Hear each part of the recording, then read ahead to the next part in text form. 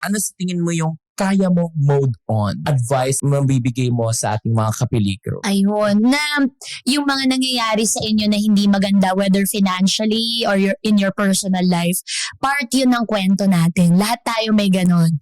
So, nasa sayo kung paano mo yun i-view. Pwede kang mag-isip na parang, which happened to me?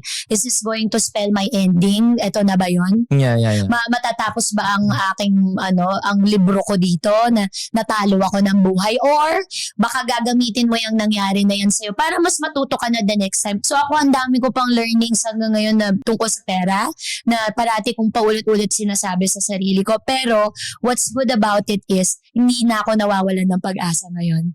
Pag umiiyak ako, hinahayaan kong wag akong sabihan ng mga taong, ba't ka na naman umiiyak? Itigil mo yung pag-iyak mo kasi ngayon nyo lang to enjoy.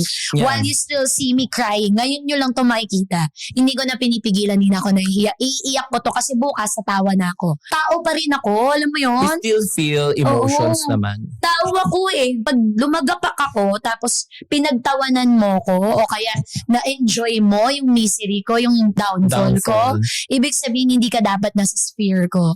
Wala ka. So bakit kita bibigyan ng importansya, di ba? Not just me, other people who inspire you, keep on watching them, listening to what they say. Kasi the 5 people you listen to and hang out with becomes you eventually. Exactly. Nagiging ikaw yan. Totoo yun. So kung gusto nyo maging yayamanin, kagaya ko, makinig kayo. Hoy!